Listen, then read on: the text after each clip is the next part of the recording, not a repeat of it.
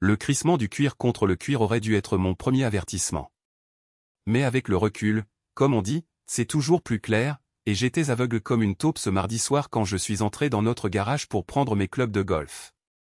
Le bruit venait de derrière la BMW immaculée d'Elena, et pendant un instant, j'ai pensé qu'elle avait peut-être laissé quelque chose de coûteux frotter contre autre chose de coûteux.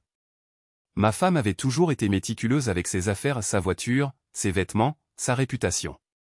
Ce que j'ai trouvé, à la place, c'était une cravache, cuir noir brillant avec des clous argentés, posée à côté d'une paire de bottes que je n'avais jamais vues auparavant. Des bottes d'homme. Pointure 45, peut-être 46. Elena? J'ai appelé, ma voix résonnant dans l'espace en béton. Tu es là. Pas de réponse. Mais j'entendais l'eau couler à l'étage, la douche dans notre salle de bain principale. Cette même douche où nous avions l'habitude de. J'ai ramassé la cravache, sentant son poids dans mes mains. C'était du matériel cher, de qualité professionnelle. Le genre d'équipement dont Elena parlait d'acquérir pour ses cours d'équitation au centre équestre de Willowbrook. L'endroit où elle passait 3 soirs par semaine depuis 4 mois, prétendant qu'elle avait besoin de renouer avec sa passion pour les chevaux. Les bottes, cependant. Les bottes étaient différentes. J'en ai retourné une, vérifiant la semelle. De la boue fraîche, encore humide. Du crottin de cheval mélangé à ce qui ressemblait à de la sueur provenant du sol d'une écurie. Mais ce sont les initiales gravées dans le talon en cuir qui ont glacé mon sang, JR? James Richardson. Le moniteur d'équitation d'Elena. Mes mains ont commencé à trembler alors que je reposais la botte avec précaution, exactement à l'endroit où je l'avais trouvée. La douche coulait toujours à l'étage, ce qui signifiait que j'avais peut-être encore 5 minutes avant qu'Elena ne descende, le visage frais et souriant, prête à me raconter sa merveilleuse leçon, et les progrès fantastiques qu'elle faisait avec son assiette. Son assiette. Putain de bordel. J'ai reculé lentement hors du garage, l'esprit en ébullition. 4 mois. 4 mois de leçons les mardis, jeudis et samedis. 4 mois à rentrer à la maison avec cette lueur dans les joues, ce sourire satisfait que je n'avais pas vu diriger vers moi depuis plus d'1 an. 4 mois d'excuses sur les raisons pour lesquelles elle rentrait de plus en plus tard de ses séances. Les pièces du puzzle s'emboîtaient comme des balles dans un chargeur. Chérie? C'est toi. La voix d'Elena flottait depuis l'étage, mélodieuse et innocente. La même voix qui chuchotait des douceurs à mon oreille, à l'époque où nous étions heureux. À l'époque où je pensais que nous étions heureux. Ouais, c'est moi, ai-je réussi à répondre, surpris du ton naturel de ma voix. Je prends juste mes clubs. Mais je ne cherchais plus mon sac de golf. Au lieu de cela, je fixais un petit morceau de papier qui était tombé de la botte d'équitation. Un reçu du Bridgeport Inn, un petit gîte touristique à environ 20 minutes du centre équestre. Daté d'aujourd'hui. Chambre 237. Enregistrement, 14h30. Départ, 17h45. Il était maintenant 18h15. La douche s'est arrêtée à l'étage, et j'ai entendu Elena fredonner quelque chose d'enjoué. Probablement le même air qu'elle fredonnait depuis des semaines, celui que je supposais rester coincé dans sa tête à cause d'une chanson à la radio. Maintenant, je me demandais si c'était quelque chose de complètement différent. Quelque chose que James Richardson avait fredonné tout en enseignant à ma femme bien plus qu'une technique d'équitation appropriée. J'ai plié le reçu et je l'ai glissé dans mon portefeuille, juste derrière la photo d'Elena et moi lors de notre lune de miel en Toscane. L'ironie ne m'a pas échappé, même à cette époque, elle avait insisté pour faire une randonnée à cheval à travers les vignobles. J'avais plaisanté en disant que les chevaux allaient être son premier amour pour toujours. Il s'avère que j'avais raison, mais pas de la façon dont je l'avais imaginé. Thomas? Elena est apparue en haut des escaliers, enveloppée dans son peignoir en éponge blanc, ses cheveux noirs encore humides et bouclés aux extrémités. Elle était belle, rayonnante, satisfaite. Tout ce qu'une femme mariée depuis 12 ans ne devrait pas avoir l'air après ce qui était censé être une simple leçon d'équitation. Comment s'est passée ta leçon, ai-je demandé, les mots ayant le goût de cendre dans ma bouche. Son sourire aurait pu alimenter tout le quartier. Oh, c'était incroyable. James dit que je commence vraiment à comprendre comment monter et descendre. Il a été si patient avec ma technique. Je parie qu'il l'a été. C'est génial, ma chérie, je me suis entendu dire. Vraiment génial. Elle a dévalé les escaliers, rayonnant pratiquement d'endorphine post-entraînement. Ou d'endorphine post quelque chose. Je m'améliore tellement dans le contrôle du rythme, tu sais? James dit que tout l'art est de trouver le bon tempo et d'apprendre à bouger avec son partenaire au lieu de s'opposer à lui. Chaque mot était un couteau entre mes côtes. Il a l'air d'être un très bon professeur, ai-je réussi à articuler. Le meilleur, a-t-elle soufflé, et pendant un instant, ses yeux se sont perdus dans le vague, rêveur. Puis elle s'est recentrée sur moi, ce sourire de femme mariée entraînée revenant en place. Tu vas jouer au golf aussi tard? J'ai baissé les yeux sur mes mains, surpris de constater que je tenais toujours mes clés de voiture. Ouais, peut-être juste taper quelques balles au practice. Me vider la tête. Ne reste pas dehors trop tard, dit-elle en se mettant sur la pointe des pieds pour m'embrasser la joue. Sa peau sentait le savon et autre chose, quelque chose de masculin et de musqué qui, clairement, n'était pas son gel douche habituel à la lavande. Alors que ses lèvres effleuraient ma peau, j'ai fermé les yeux et essayé de me souvenir de la dernière fois qu'elle m'avait embrassé avec autant de conviction. La dernière fois qu'elle m'avait regardé comme elle venait de le faire en parlant de James Richardson. Je n'y suis pas parvenu. Je ne suis pas allé au practice de golf. Au lieu de cela, je me suis retrouvé garé devant le centre équestre de Willowbrook, à regarder les derniers cavaliers de la soirée ramener leurs chevaux aux écuries. L'endroit était plus grand que je ne l'imaginais, des champs à perte de vue, plusieurs granges, un manège couvert et une série de petits bâtiments qui, je suppose, étaient des bureaux ou des entrepôts. La grange principale était encore éclairée, et je pouvais apercevoir des silhouettes qui s'agitaient à l'intérieur. Mes mains agrippaient le volant alors que j'essayais de décider ce que diable je faisais là. Qu'est-ce que j'allais faire, entrer et exiger de savoir si James Richardson couchait avec ma femme? Le confronter devant d'autres élèves et employés? Mais je ne pouvais pas non plus faire demi-tour et partir. Pas avec ce reçu qui me brûlait le portefeuille et l'image de ses bottes gravées dans mon cerveau. Une femme est sortie de la grange en tenant un énorme cheval noir, et même de loin, je pouvais voir qu'elle avait du mal avec l'animal. Il tirait sur sa longe, lançant sa tête et se déplaçant latéralement, de manière nerveuse. Elle ne devait pas avoir plus de 25 ans, blonde, vêtue du genre de pantalon d'équitation moulant qui ne laissait rien à l'imagination. C'est alors que je l'ai vue. James Richardson ressemblait exactement à ce que le service de casting commanderait pour un moniteur d'équitation d'une beauté robuste. Grand, large d'épaules, avec cet air buriné qui vient du travail en plein air. Des cheveux foncés avec juste assez de gris au temple pour suggérer sagesse et expérience. Pendant que je regardais, il a trotté pour aider la jeune femme blonde, lui prenant la longe des mains avec une aisance consommée. Le cheval s'est immédiatement calmé sous son contact. Je l'ai détesté instantanément. Mais ce qui m'a retourné l'estomac, c'est de le voir travailler. La façon dont il se déplaçait autour de l'animal avec une confiance totale, la manière douce mais ferme dont il manipulait les rênes, la patience avec laquelle il expliquait quelque chose à l'élève en difficulté. Je comprenais pourquoi les femmes seraient attirées par lui. Bon sang, je pouvais comprendre pourquoi Elena serait attirée par lui. Mon téléphone a vibré. Un SMS d'Elena, j'espère que tu t'amuses bien au practice. Je prépare le dîner. Je t'aime. 3 petits mots qui avaient autrefois une signification profonde et qui sonnaient maintenant comme des craies qui grincent sur un tableau noir. J'étais sur le point de ranger le téléphone quand un autre message est arrivé. Celui-ci ne venait pas d'Elena. Numéro inconnu, merci pour cet après-midi. Vivement notre prochaine séance. Ce que tu me fais. Feu. Mon cœur s'est arrêté. Le message avait été envoyé à mon numéro par erreur, une simple inversion de chiffres, probablement. Mais l'horodatage indiquait qu'il avait été envoyé il y a 20 minutes. À peu près au moment où Elena sortait de la douche. J'ai fait une capture d'écran du message avant qu'il ne puisse être retiré, mes mains tremblant tellement que j'ai failli laisser tomber le téléphone. Puis j'ai composé le numéro. Ça a sonné 2 fois avant qu'une voix familière ne réponde. Elena? C'était rapide. Tu me manques déjà? La voix de James Richardson était profonde, assurée, avec juste une pointe d'accent du sud. Le genre de voix qui devait faire flancher les femmes pendant les leçons d'équitation privées. J'ai raccroché sans dire un mot. Pendant un long moment, je suis resté assis dans ma voiture, à fixer l'écran du téléphone. La preuve était là, noir sur blanc. Le SMS envoyé au mauvais numéro, le ton intime, la supposition qu'Elena l'appellerait sitôt après leur leçon. Mais il me fallait plus d'éléments. Il fallait que je sache exactement à quoi j'avais affaire avant de décider comment réagir. Le lendemain matin, je me suis mis en arrêt maladie pour la première fois en 3 ans. Au lieu de me rendre à mon bureau au cabinet comptable, j'ai conduit jusqu'à l'auberge The Bridgeport Inn. Le réceptionniste était un gamin qui ne devait pas avoir fini l'université depuis longtemps, avec des yeux avides et un badge qui indiquait « Tillet ». Parfait. J'espère que vous pouvez m'aider, dis-je en faisant glisser un billet de $20 sur le comptoir.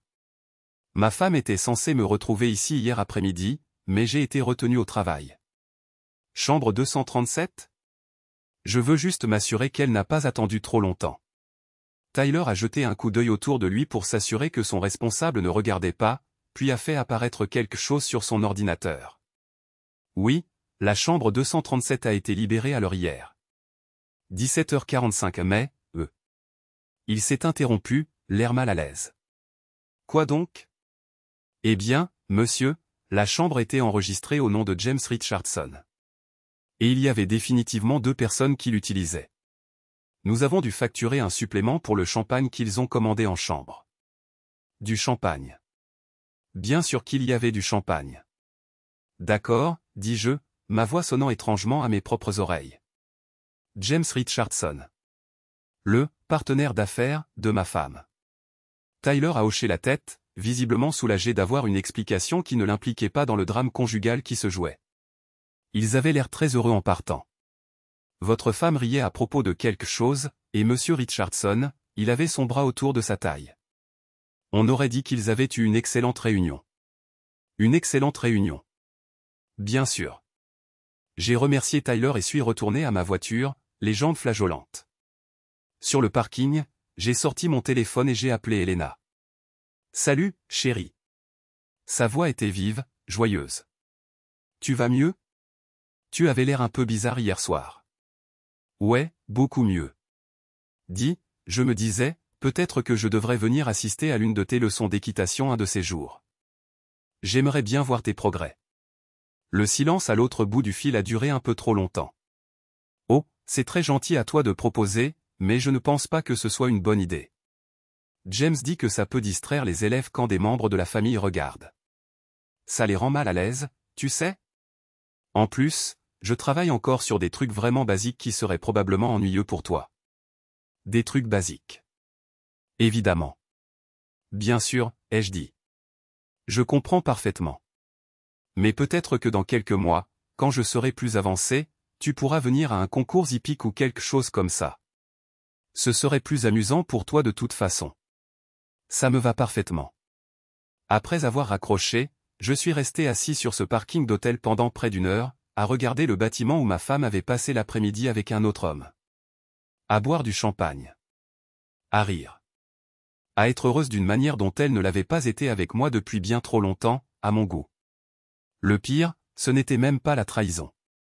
C'était de réaliser que j'avais été tellement pris par mon travail, tellement concentré à subvenir à nos besoins, que j'étais complètement passé à côté des signes qui montraient qu'Elena était désespérément malheureuse. Quand avions-nous cessé de nous parler ? Quand avions-nous cessé de nous toucher ? Quand étions-nous devenus 2 étrangers partageant un prêt immobilier et un nom de famille ? Mais savoir que j'avais échoué en tant que mari ne rendait pas la trahison moins douloureuse. Au contraire, cela l'aggravait. J'ai commencé à les suivre. Pas tous les jours où je n'étais pas prêt à perdre complètement pied avec la réalité, mais j'avais besoin de comprendre l'ampleur de ce à quoi j'avais affaire. Depuis combien de temps cela durait-il ? Était-ce grave ? Était-ce juste physique, ou Elena était-elle tombée amoureuse de cet homme ? Les réponses que j'ai trouvées étaient pires que ce que j'avais imaginé. Ils se rencontraient 3 fois par semaine, comme Elena me l'avait dit. Mais les leçons d'équitation duraient généralement environ 1 heure, suivies de 2 à 3 heures dans divers hôtels de la région. Le Bridgeport Inn semblait être leur préféré, mais ils fréquentaient également un endroit appelé The Country Garden Inn et même, lors d'un après-midi particulièrement éhonté, un complexe de luxe situé à environ 45 minutes. Ils se tenaient la main en se rendant à leur voiture. Ils s'embrassaient pour se dire au revoir sur les parkings. Un jeudi, un jour particulièrement dévastateur, j'ai vu Elena rejeter la tête en arrière et rire à quelque chose que James avait dit, son visage plus animé et joyeux que je ne l'avais vu depuis des années. C'est ce jour-là que j'ai réalisé qu'elle ne me trompait pas seulement. Elle était amoureuse de lui. Le détective privé que j'ai engagé a confirmé ce que je savais déjà, mais il a également fourni des détails qui m'ont glacé le sang. James Richardson avait 38 ans, avait divorcé 2 fois et avait la réputation d'avoir des liaisons avec ses élèves. Elena n'était pas sa première liaison avec une cliente mariée, et probablement pas la dernière. Le type est un prédateur, m'a dit le détective en prenant un café dans un restaurant du centre-ville. Il cible les femmes qui sont émotionnellement vulnérables, généralement en pleine crise de la quarantaine ou qui ont des problèmes conjugaux. Il leur fait se sentir spéciales, leur apprend à redécouvrir leur passion. Du grand classique. Combien d'autres? Celles que j'ai pu retrouver? 3 au cours des 2 dernières années. Toutes des femmes mariées entre 35 et 45 ans. Toutes suffisamment riches pour se payer des leçons privées régulières et des chambres d'hôtel coûteuses. J'avais la nausée. Qu'est-il arrivé à ces femmes? 2 ont divorcé. L'une continue de le voir en cachette, d'après ce que j'ai pu comprendre. Son mari n'en a aucune idée. Alors Elena n'était qu'une autre conquête. Une autre femme au foyer ennuyée qui est tombée sous le charme du cow-boy viril. Mais savoir cela ne me faisait pas me sentir mieux, ça me faisait me sentir encore plus mal, parce que ça voulait dire qu'elle avait risqué tout notre mariage pour quelqu'un qui la considérait comme une conquête de plus. Ce soir-là, Elena est rentrée de sa leçon, rayonnante comme d'habitude. Je l'attendais dans la cuisine avec un verre de vin et ce que j'espérais être une expression normale sur mon visage. « Comment s'est passée ta session ?» ai-je demandé, la question que je posais depuis des mois. « Très bien. James dit que je suis bientôt prête à essayer les sauts. Des petits sauts, rien de fou, mais quand même. Je n'aurais jamais cru que j'aurais le courage de faire ça. » Elle rayonnait en parlant. En parlant de lui. « C'est incroyable, ai-je dit. Tu dois vraiment lui faire confiance. » Oui. Sa voix est devenue douce, presque rêveuse. Il me donne l'impression que je suis capable de tout faire. Que je ne suis pas juste. Je ne sais pas. Que je ne fais pas juste semblant de vivre, tu vois? Ces mots m'ont frappé comme un coup physique. Faire semblant de vivre. Est-ce donc ce que notre mariage était devenu pour elle? Elena, dis-je prudemment, es-tu heureuse? Je veux dire, vraiment heureuse. Elle s'arrêta au milieu de l'ouverture d'une bouteille d'eau, le dos tourné. Pendant un instant, la cuisine fut complètement silencieuse, à l'exception du bourdonnement du réfrigérateur. C'est quoi, cette question, finit-elle par dire, sans se retourner. Une question honnête. Es-tu heureuse avec nous? Avec notre vie ensemble? Quand elle se tourna pour me faire face, il y avait des larmes dans ses yeux. Thomas, pourquoi tu me demandes ça? Parce que tu me sembles différente ces derniers temps. Plus vivante. Et je me demande si c'est à cause de quelque chose que je fais mal, ou de quelque chose que je ne fais pas du tout. Pendant un instant, j'ai cru qu'elle allait me dire la vérité. Sa bouche s'ouvrit, puis se referma. Elle posa la bouteille d'eau et fit un pas vers moi. Tu ne fais rien de mal, murmura-t-elle. Tu es un bon mari. Tu travailles dur, tu subviens à nos besoins, tu ne te plains jamais quand je dépense de l'argent pour mes loisirs? Mais parfois, j'ai l'impression que nous sommes des colocataires au lieu d'amants. Qu'on est juste 2 personnes qui partagent une maison et un compte en banque. Mon cœur battait à tout rompre. Quand est-ce que c'est arrivé? Quand est-ce qu'on a cessé d'être des amants? Elle essuya ses yeux du revers de la main. Je ne sais pas, progressivement, je suppose. Le travail est devenu prenant pour toi, et j'ai commencé à me sentir agité, et on a juste dérivé. Et les cours d'équitation? Est-ce qu'ils te font te sentir moins agité? Un autre long silence. Trop long. Oui, admit-elle. Ils me détendent. À cause des chevaux. À cause de tout. Le défi physique, la concentration mentale, le sentiment d'accomplissement quand je maîtrise quelque chose de nouveau. Elle était en train de décrire son aventure sans s'en rendre compte. Elena, dis-je, ma voix à peine plus forte qu'un murmure, est-ce qu'il y a quelque chose que tu veux me dire? Quelque chose, quoi que ce soit. C'était sa chance. Son opportunité d'avouer, de se battre pour notre mariage, de nous choisir plutôt que ce qu'elle avait avec James Richardson. Elle me regarda droit dans les yeux et mentit. Non, mon chéri. Rien du tout. Je t'aime. Cette nuit-là, je suis resté éveillé à fixer le plafond pendant qu'Elena dormait paisiblement à mes côtés. Elle était tournée loin de moi, recroquevillée sur son côté du lit, et pour la première fois de notre mariage, l'espace entre nous ressemblait à un gouffre. Le point de rupture est arrivé un samedi. Le cours d'Elena était censé avoir lieu de 14h à 16h, mais à 18h30, elle n'était toujours pas rentrée. Je l'appelais sur son téléphone depuis 1 heure, tombant à chaque fois sur sa messagerie vocale. J'étais sur le point de me rendre au centre équestre quand elle a finalement passé la porte, les cheveux en bataille et ses vêtements d'équitation froissés. Il y avait une marque sur son cou qu'elle avait essayé de camoufler avec du maquillage. « Désolée d'être aussi en retard », dit-elle, en évitant mon regard. « On n'a pas vu le temps passer à travailler sur ma technique de saut. Ton téléphone était éteint. La batterie était déchargée. J'ai oublié de le charger hier soir. » Elle devenait négligente avec ses mensonges, ou peut-être qu'elle s'en fichait tout simplement. « Elena, assieds-toi. Il faut qu'on parle. » Quelque chose dans ma voix a dû l'alerter, car tout son corps s'est raidi. « De quoi ?» J'ai sorti mon téléphone et lui ai montré la capture d'écran du SMS mal adressé. Son visage est devenu blanc comme un linge. « Thomas, je peux expliquer. »« Vraiment ? » Parce que j'essaie de trouver une explication innocente depuis des semaines, et je ne trouve rien. Elle s'est effondrée sur la chaise en face de moi, les mains tremblantes. « Depuis combien de temps le sais-tu ? » Assez longtemps. La question est, depuis combien de temps ça dure ? Ce n'est pas ce que tu crois. C'est exactement ce que je crois. Tu as une liaison avec James Richardson. Tu le rencontres dans des hôtels 3 fois par semaine depuis des mois. Tu es amoureuse de lui. Chaque mot était comme appuyé sur une gâchette, et je l'ai vu tressaillir à chaque coup. Oui, murmura-t-elle finalement. Oui, je le suis. L'aveu aurait dû être dévastateur, mais c'était presque un soulagement d'entendre enfin la vérité. Depuis combien de temps ? 3 mois. Peut-être 4. Elle pleurait maintenant, du mascara coulant sur ses joues. Ça ne devait pas arriver, Thomas. Je n'ai jamais voulu que ça aille aussi loin. Mais c'est arrivé. Oui. Vas-tu me quitter pour lui ? Elle leva les yeux vers moi, les yeux rougis. Je ne sais pas. Je ne sais plus rien.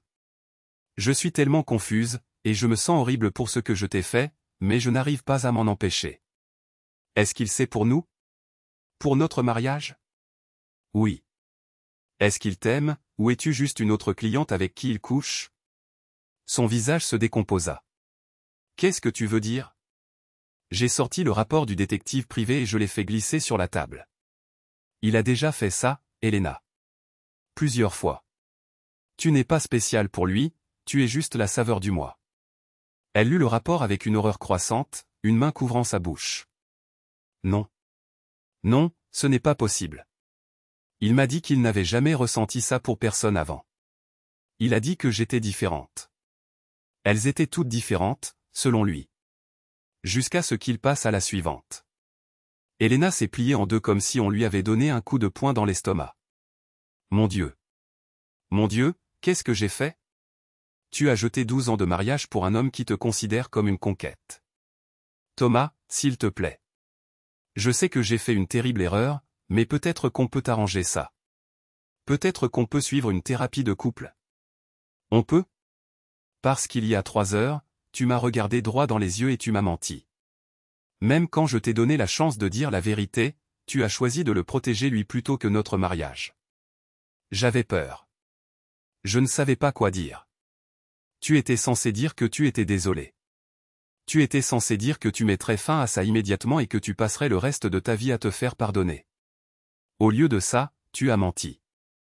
Elle sanglotait maintenant, de grands sanglots convulsifs qui secouaient tout son corps. Je le dis maintenant. Je suis désolé, Thomas. Je suis tellement, tellement désolé. Je vais mettre fin à ça tout de suite. Je ne le reverrai plus jamais. C'est trop tard. Non, ce n'est pas trop tard. S'il te plaît, ne dis pas ça. On peut arranger ça. J'ai regardé ma femme, vraiment regardé, et j'ai essayé de retrouver une trace de la femme dont j'étais tombé amoureux il y a 15 ans. Mais je ne voyais qu'une étrangère qui me mentait depuis des mois, qui avait choisi un autre homme plutôt que notre mariage, encore et encore. Elena, réponds-moi honnêtement. Quand tu es avec lui, est-ce que tu penses à moi, ne serait-ce qu'un instant ? Elle est restée silencieuse si longtemps que j'ai cru qu'elle n'allait pas répondre. Non, a-t-elle fini par murmurer. Quand je suis avec lui, j'oublie tout le reste. J'oublie les responsabilités, les obligations, et le fait d'être la femme parfaite. J'existe. dans l'instant présent. Et quand tu es avec moi. Un autre long silence. Quand je suis avec toi, je me sens coupable. Tout le temps. Coupable de ce que je fais, coupable de ce que je ne ressens pas, coupable de vouloir quelque chose de différent de ce que nous avons. C'était la chose la plus honnête qu'elle ait dite depuis des mois, et ça m'a anéanti. Alors nous savons tous les deux ce qui doit se passer ensuite. Les papiers du divorce ont été déposés un mardi. Elena avait déménagé le week-end précédent, emportant seulement ses vêtements et quelques effets personnels. Elle a dit qu'elle avait besoin de temps pour réfléchir, pour comprendre ce qu'elle voulait. Je savais qu'elle logeait chez sa sœur en centre-ville, mais je savais aussi qu'elle voyait toujours James Richardson. Le détective privé l'a confirmé 3 jours plus tard. Elle était allée directement de notre maison au centre équestre, puis à son appartement au-dessus de l'écurie. Elle n'avait même pas pris une journée pour pleurer la fin de notre mariage. Vous voulez que je continue à la surveiller, a demandé le détective privé. Non. J'en ai assez vu. Mais j'ai menti. Je suis repassé devant le centre équestre de Willowbrook une fois de plus, un jeudi soir, sachant qu'elle y serait. Je me suis dit que je voulais juste voir si elle avait l'air heureuse, si elle rayonnait comme avant quand elle rentrait de ses cours. Elle menait un cheval dans l'écurie, riant à quelque chose que James disait. Même de loin, je pouvais voir la familiarité aisée entre eux, la façon dont elle s'appuyait contre lui quand il posait sa main sur son épaule. Elle avait l'air radieuse. Plus heureuse qu'elle ne l'avait jamais été avec moi. Ça aurait dû me mettre en colère, mais au lieu de ça, ça m'a juste fatigué. Mon téléphone a sonné alors que je m'éloignais en voiture. Le numéro d'Elena. Allô? Thomas? Je voulais juste t'appeler pour savoir comment tu allais. Je vais bien, Elena. Vraiment? Parce que je sais que c'est dur pour nous deux, et je veux que tu saches que je n'ai jamais voulu te faire de mal. Je sais que ça ne veut probablement pas dire grand-chose maintenant, mais c'est vrai. Je sais que tu n'as pas voulu me faire de mal. Mais tu l'as fait quand même. J'ai fait une terrible erreur. Non, ai-je interrompu. Tu as fait un choix. Plusieurs choix, encore et encore, pendant des mois. Ce n'est pas une erreur, c'est une décision. Elle est restée silencieuse pendant un long moment. Tu as raison. Tu as tout à fait raison, et je me déteste pour ça. Ne te déteste pas, Elena. Simplement, sois heureuse. C'est tout ce que nous pouvons faire maintenant. Thomas. Je dois y aller. Prends soin de toi. J'ai raccroché avant qu'elle ne puisse répondre. Le divorce a été prononcé 8 mois plus tard. Elena et James Richardson se sont mariés 6 mois après, lors d'une petite cérémonie au centre équestre. Je l'ai appris d'un ami commun qui a pensé que je devrais le savoir. Comment vous sentez-vous par rapport à ça, a demandé le docteur Martinez, mon thérapeute, lors de notre séance la semaine suivante. Honnêtement? J'ai pitié d'elle. Pitié d'elle? Elle pense avoir trouvé son conte de fées avec un homme qui a fait carrière en séduisant des femmes mariées. Le détective privé avait raison, ce n'est pas sa première liaison, et ce ne sera pas la dernière. Elle a échangé un mariage qui aurait pu être réparé contre une relation construite sur la tromperie et l'infidélité. Et comment cela vous fait-il sentir quant à votre propre avenir? J'y ai réfléchi un instant. Optimiste, en fait. Pour la première fois depuis plus d'1 an, je me sens optimiste. Pourquoi? Parce que je mérite mieux que quelqu'un qui jetterait 12 ans pour un fantasme. Et maintenant, je suis libre de le trouver. Il m'a fallu 2 ans pour recommencer à fréquenter quelqu'un. Finalement, quand ce fut le cas, c'était avec une femme nommée Catherine, qui tenait une petite librairie au centre-ville. Elle aussi était divorcée, et nous avons affiché une belle complicité autour de nos expériences communes de trahison et de reconstruction. Crois-tu que tu feras de nouveau confiance un jour, pleinement, m'a-t-elle demandé un soir, au restaurant. Je crois que je ferai confiance différemment, ai-je répondu. Avec plus de prudence. Mais oui, je pense que oui. Même après ce qu'Elena t'a fait? Surtout après ce qu'Elena m'a fait. Parce que maintenant, je sais ce à quoi ressemble une vraie trahison, et je n'accepterai plus jamais rien de moins qu'une honnêteté totale. Catherine a souri. C'est très mature de ta part. La maturité, ça coûte cher. Ça vous coûte tout ce que vous pensiez savoir sur l'amour et la confiance. Mais une fois qu'on a payé ce prix, on reçoit quelque chose de précieux en retour. Quoi donc? La capacité de reconnaître la vérité quand elle se présente. Épilogue, 2 ans plus tard. J'étais à l'épicerie quand je l'ai vue. Elena était au rayon fruits et légumes, l'air fatigué et plus âgée que ses 42 ans. Elle était seule, vêtue d'un jean et d'un simple pull au lieu des vêtements d'équitation coûteux qu'elle affectionnait autrefois. Pendant un instant, j'ai envisagé de faire demi-tour et de m'éloigner. Mais quelque chose m'a poussé à m'approcher. Elena. Elle s'est retournée, et j'ai vu la surprise dans ses yeux rapidement remplacée par quelque chose qui ressemblait à de la honte. Thomas. Salut. Comment vas-tu? Elle a esquissé un sourire qui n'atteignait pas ses yeux. Je vais bien. Vraiment bien. Et toi, comment vas-tu? Je vais bien, merci. Un silence maladroit s'est installé entre nous, rempli de tout ce que nous ne nous disions pas. J'ai entendu dire que tu voyais quelqu'un, a-t-elle fini par dire. Catherine, c'est ça? Je suis contente pour toi. Merci. Et comment va ton mariage? Son sourire s'est légèrement effacé. C'est un ajustement. Le mariage est toujours un ajustement, n'est-ce pas? J'ai étudié son visage, remarquant les cernes sous ses yeux, la façon dont ses épaules s'affaissaient légèrement. Elena, ça va? Bien sûr. Pourquoi ça n'irait pas? Tu as juste l'air.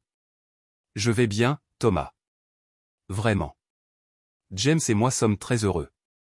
Mais même en le disant, je voyais le mensonge dans ses yeux. Le même regard qu'elle avait autrefois lorsqu'elle essayait de se convaincre de quelque chose qu'elle savait être faux. J'en suis ravi, ai-je dit doucement. Vraiment. Elle a hoché la tête, puis a commencé à se détourner. Mais quelque chose l'a fait s'arrêter. Thomas? Je sais que ça n'a probablement plus d'importance maintenant, mais je veux que tu saches que je suis désolé. Vraiment désolé. Pas seulement pour la liaison, mais pour la façon dont j'ai géré les choses. Tu méritais tellement mieux que ce que je t'ai donné. Nous méritions tous les deux mieux que ce que nous étions devenus, ai-je dit. Mais on ne peut pas changer le passé. On ne peut qu'en tirer des leçons. L'as-tu fait? Tirer des leçons, je veux dire? J'ai pensé à Catherine, à l'honnêteté qui régnait entre nous, à la façon dont nous pouvions parler de tout sans crainte ni jugement. Oui. Je crois que oui. Elena a souri, et, juste un instant, j'ai aperçu un éclair de la femme que j'avais autrefois aimée. Tant mieux. Je suis vraiment contente de l'entendre. Alors que je la regardais s'éloigner, poussant son chariot vers la caisse, j'ai ressenti quelque chose auquel je ne m'attendais pas, de la paix. Pas du pardon, à proprement parler, et certainement pas le désir de raviver quoi que ce soit entre nous. Mais un espoir sincère qu'elle trouve ce qu'elle recherchait. Même si ce n'était pas avec James Richardson. Même si cela lui coûtait tout ce qu'elle pensait vouloir. Parce qu'au final, nous devons tous vivre avec les choix que nous faisons. Elena avait choisi la passion plutôt que la stabilité, l'excitation plutôt que l'engagement, le fantasme plutôt que la réalité. Je ne pouvais pas dire si ses choix finiraient par la rendre heureuse ou la détruire complètement. Mais c'était ses choix à faire. Et j'étais enfin, complètement, libéré d'eux. En rentrant chez moi en voiture, dans la petite maison que j'avais achetée après le divorce, j'ai pensé à appeler Catherine. Elle allait bientôt fermer la librairie, et peut-être pourrions-nous dîner quelque part au calme où nous pourrions parler de livres, de projets de voyage et de toutes ces choses ordinaires et extraordinaires qui font une vraie relation. Une relation construite sur l'honnêteté au lieu de la tromperie. La confiance au lieu de la trahison. L'amour au lieu de l'obsession. Pour la première fois depuis 3 ans, j'étais vraiment enthousiaste à l'idée de l'avenir. Les leçons d'équitation d'Elena lui avaient certainement appris à galoper dans les bras d'un autre. Mais ce faisant, elle m'avait aussi enseigné quelque chose de précieux, que parfois, la meilleure chose qui puisse arriver à un mariage, c'est qu'il se termine. Parce que parfois, c'est la seule façon d'apprendre ce que l'amour signifie vraiment.